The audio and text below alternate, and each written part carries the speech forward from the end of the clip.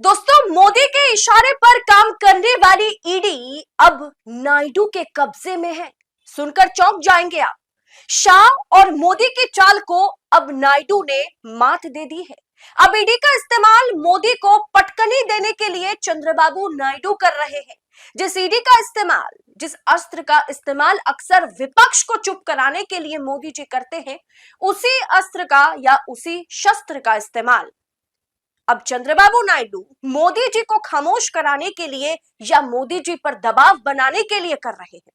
चंद्रबाबू नायडू या टीडीपी, जिनके सहारे मोदी की केंद्र में सरकार चल रही है, मोदी 240 के साथ फिर एक बार प्रधानमंत्री बने हैं, उसी नायडू ने मोदी पर दबाव बनाने के लिए ईडी का इस्तेमाल करना शुरू कर दिया है। ईडी से अब मोदी को घायल करने की कोशिश की जा रही है।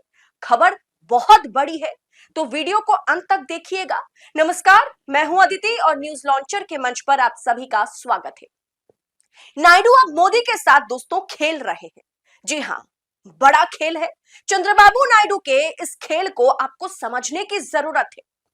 महज कुछ दिन पहले विजय साई रेड्डी, जो वाईएसआर के सांसद हैं, उन पर ईडी पूछताछ के लिए उनके घर पर पहुंचती है और ईडी उनसे पूछताछ शुरू करती है। उनके घर पर ईडी की रेड चलती है। फिर क्या होता है कि चंद्रबाबू नायडू इसके तुरंत बाद ही सीधा आंध्र प्रदेश से दिल्ली पहुंचते हैं। फिर ईडी का दबाव जो है वो साई रेड्डी पर और ज्यादा बढ़ाया जाता है। और हाल ऐसा है कि आज साई रेड्डी ने राज्यसभा से इस्तीफा दे दिया। जी हां, उन्होंने अपनी पार्टी को इस्तीफा सौंप दिया है और राज्यसभा से खुद को अलग कर लिया है। दरअसल राजनीति से ही उन्होंने संन्यास ले लिया है, वीआरएस ले लिया है। साई रेड्डी वाईएसआर पार्टी से सांसद थे। अब उनकी सीट जो है वो टीडीपी यानी चंद्रबाबू नायडू के कब्जे में जाएगी। उनकी मतलब चंद्रबाबू नायडू की नजर काफी समय से साई रेड्डी की सीट पर रही, और सिर्फ साई रेड्डी की सीट ही नहीं, दरअसल चंद्रबाबू नायडू की नजर वाईएसआर के 7 और सांसदों पर है। नायडू धीरे धीरे इन सांसदों को तोड़ करके राज्यसभा में अपनी संख्या बढ़ाना चाहते हैं।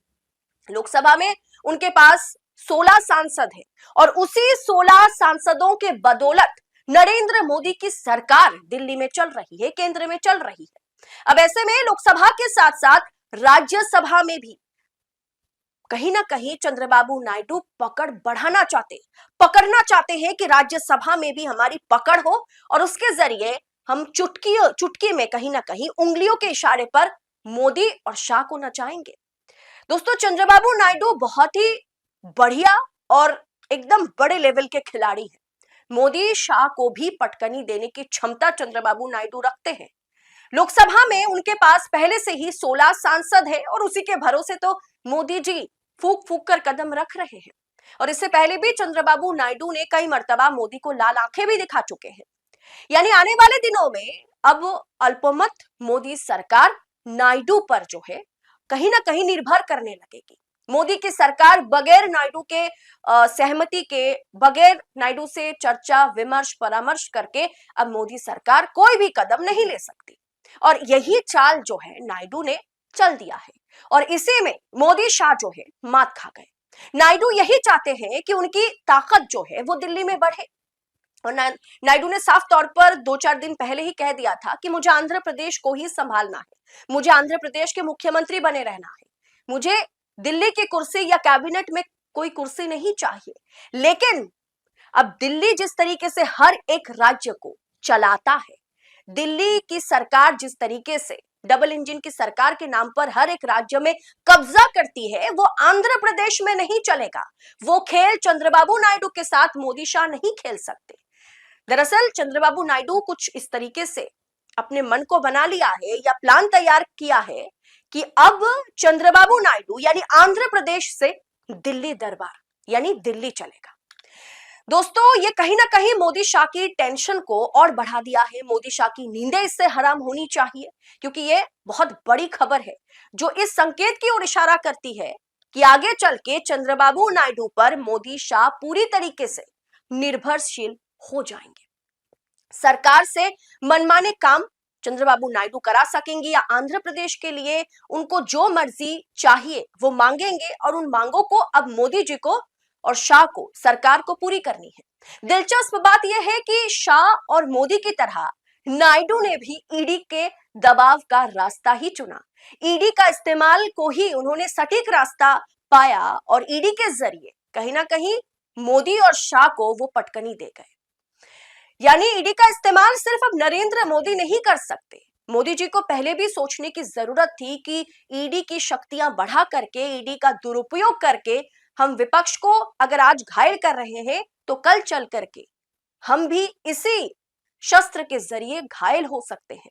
और वही हश्र जो है मोदी और शाह का फिलहाल चंद्रबाबू नायडू ने कर दिखाया है। चंद्रबाबू नायडू के 16 सांसदों के बदौलत मोदी की सरकार चल रही है केंद्र में। अब राज्यसभा में भी कम से कम 8 सांसद जो कि वाईएसआर से छीन करके, उसमें से एक तो आप मान के चलिए जो है वो टीडीपी के पास वो सांसद वो सीट जो है चली गई। राज्य इतना ईडी का इतना प्रेशर बढ़ा साई रेड्डी पर कि उन्हें इस्तीफा देना पड़ा, यहां तक कि राजनीति तक छोड़नी पड़ गई।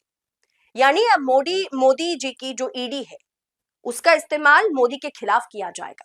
अब आप देखिए मोदी को हरफे पता चलेगा, हर कदम पर पता चलेगा कि उनके पास 272 का आंकड़ा नहीं है, 303 305 नहीं है, 300 पार तो वो कर भी नहीं पाए और 272 का आंकड़ा उनके पास है नहीं।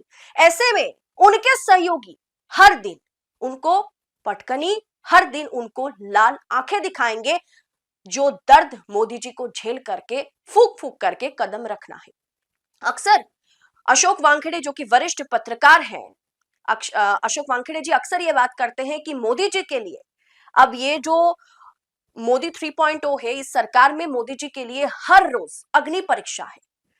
अब इस अग्नि परीक्षा में फिलहाल जो है मोदी शाह नायडू के आगे मात खा गए।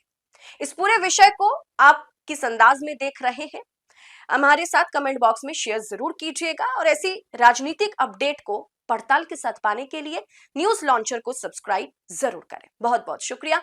जय हिंद, जय भारत।